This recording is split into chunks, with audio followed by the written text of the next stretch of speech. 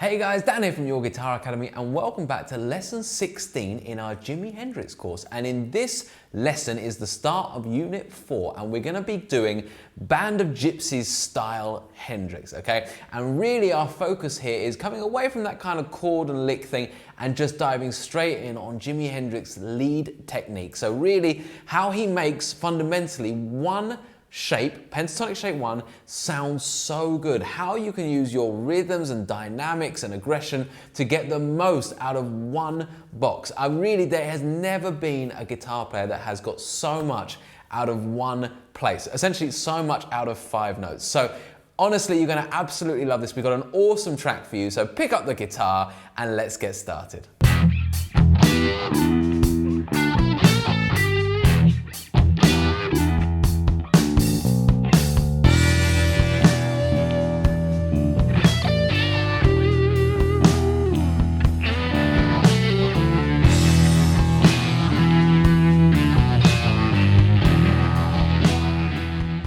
Okay, so if you've just joined us, then don't forget that you can get all of the lesson write-ups, interactive tab, and fretboard diagrams over on the website, and we'll post the links in the description and in the video. Also, if you're enjoying this video so far, please do give us a like and subscribe, as well as leave us a comment. We do our absolute best to make sure that we answer every single comment, and certainly we'll get back to any questions you've got about the lesson. Finally, if you're on Instagram and you want to tag us to share your progress, then please do so at Your Guitar Academy. We can't wait to see how you're getting on with this course.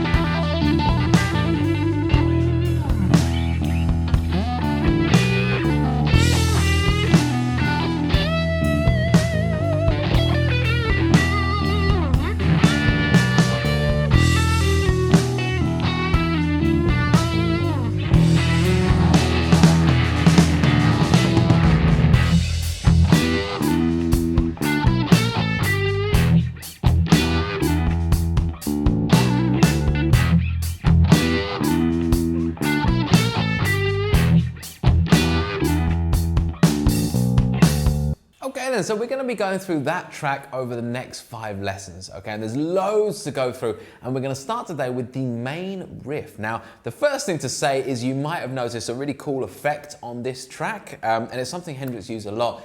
And I've used a phaser, but you can also use a univibe. It's kind of this kind of weird kind of in and out phasing sound. Now I'm no technician, as you might be able to tell, but all I know is that I dialed it in with a phaser or a univibe, just through my kind of, either through the Kemper or through Logic or whatever. I didn't have the specific pedal for that. That gives you this kind of sound, which is just cool, right? Plus, with a little bit of distortion on that.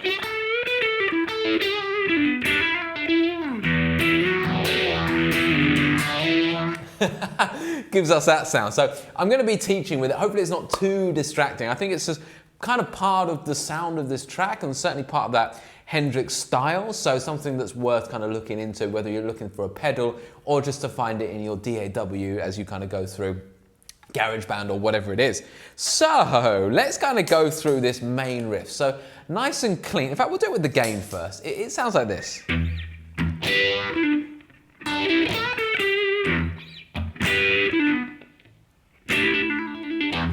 And then loops that, okay? So we'll turn that gain off for now. So basically, the real focus of this unit is getting the most out of pentatonic box 1, okay? There's no overcomplication of theory here. It's just really using your feel, your groove, aggression, and some great sounding licks to get loads out of this box, and that starts with the riff, okay? So we're gonna start with this low E string, of course, okay? So 1, and then we're gonna hit it again just before we go to this, okay? So there's a subtle, tricky bit here, okay? So the first thing I'm doing is I'm grabbing the G and the B string, and I'm just doing those at the same time. I'm just slightly bending them both down by a quarter step. So a little bluesy kind of curl, but on both strings. So I want that sound. Remember with this, I don't want that to come back up. Okay, I don't want it to hang around. What I want to do is as soon as I get the sound to slightly bend, I'm gonna stop the notes dead. Like that, okay? Okay, so I go 1 E and a 2, 1 E and a 2, 1 E and a 2, okay? Then, as soon as I've done that, I'm gonna go, okay. And this is a little, you can call this, it's just a little kind of throwaway lick, which I love. It's one of my favorite things to do on the guitar, full stop.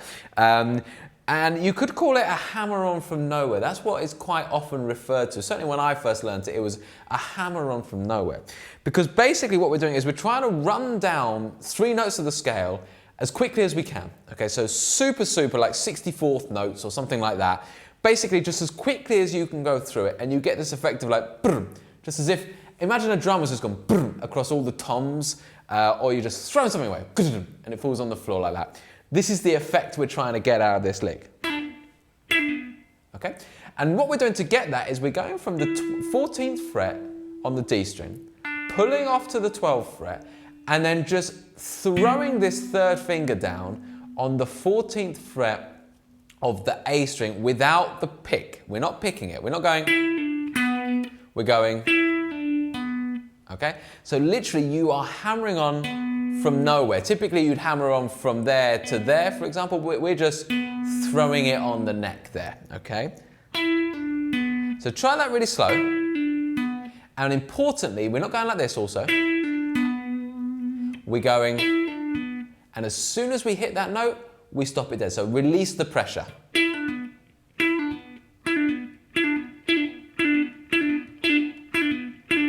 Now you might find as you speed it up that you'd prefer to go with your 2nd finger here, which I do. I kind of mix and match, depending on what feels right, but certainly up in this pentatonic box in E, it's quite close frets, so I can get away with, which I might not be able to do, there. There I'd prefer my 3rd finger, but this is totally up to you, whatever you prefer, whatever feels right to you, okay? The key thing is that you just do it as quickly as you can, okay? Don't worry about getting it to a metronome, just throw it down as quickly as you can while still making it sound clear, okay? So we want that clarity at that speed, or a speed, okay? When you put it together, you get that. 1 E and a 2 E and a, and then we're gonna, in fact, what's the count there? 1 E and a 2 E and a. Okay, so it goes on the and. 1 E and a 2 E and. We'll put it to a drum beat in a minute, okay? So that's the first part of the lick, okay? Then we're gonna go and get really, we're gonna dig into this, okay? Digging in is the game here. So we're gonna go from 12, 14, that's our lead up notes on the D string. And then I'm gonna grab the 14th fret on the G string. I'm gonna bend it up a full tone, bring it back down, and then hit the 12th fret. And again, with this bend, we wanna go pick, pick, so we do not hear that bend come down. We don't go, okay? It's not smooth like that, it's more aggressive like that. Okay? Okay. So we get so far.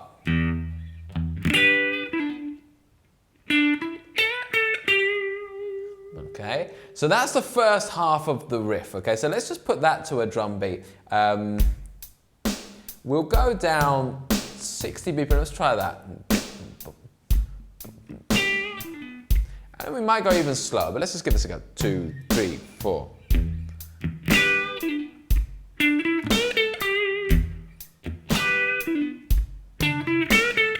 We will go slower than that, because that's not far off the pace of the track. So let's go down to 45. 2, 4, 1. Here we go.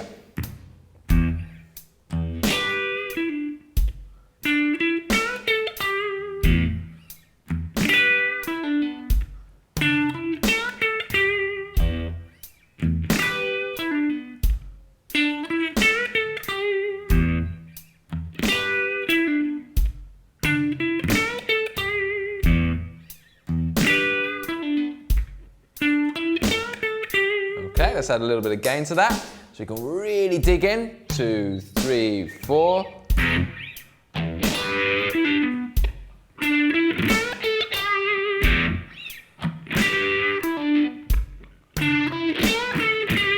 Notice when I hit this bit, I'm really going down, down, down, and I'm attacking all the other strings as well to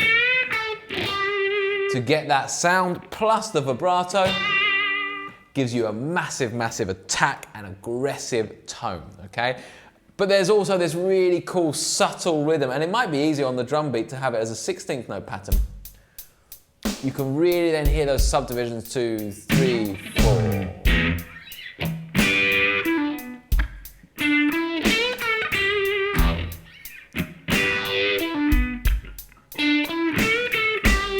Okay? Now, the second half of the riff starts exactly the same, but then it goes, okay, just for one beat, okay? So this is just the trill, and basically this is just you're hammering on and pulling off over and over again. Let's clean it up. So we're just literally going hammer on, pull off. Now, if you've got your technique right, you should essentially be able to do that forever. Well, certainly until your hand just runs out of steam, okay? Because basically your hammer on should be solid. Your pull off, remember, you're just plucking the string.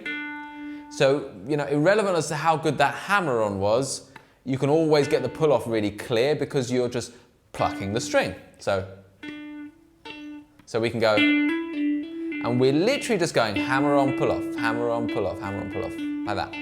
The plectrum is nowhere near it. And we're trying to speed that up and do that as fast as you can, okay? Again, it's similar to this kind of, just try and do it as quickly as you can. That will be enough for now, and then gradually you'll just get more and more used to that kind of sound, okay? But the trill is just as quickly as you can, okay?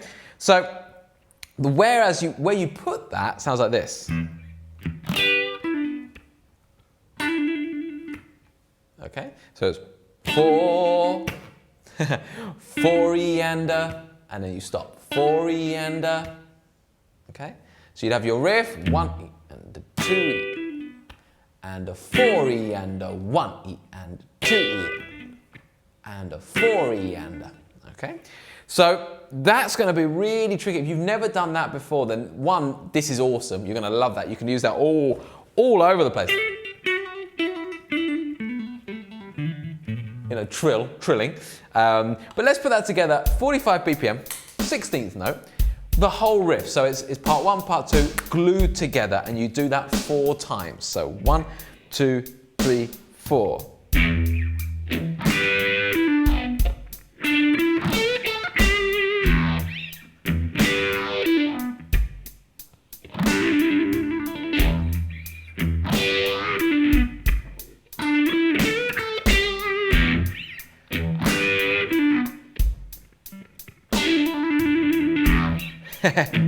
Love that trill.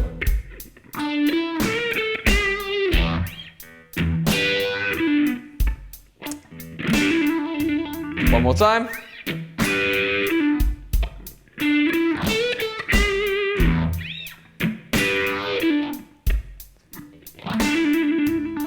There we go. So it's a tricky little riff. Even though in theory it's just pentatonic box 1, a couple of little bends, la la la. Actually, to get it sounding like that, to get it sound meaty and beautiful and awesome, there are a few little subtle bits that you really need to work on. So that's your first task before the next lesson. Okay, so thanks again for watching. When you're ready, please go ahead and click on the next lesson, which you'll be able to find right here. Or if you want to start from the beginning of the playlist, you can find the whole thing right here. Finally, please go ahead and hit that like and subscribe button, as well as leave us comments and feedback about the lesson. We really appreciate that, and I'll see you next time.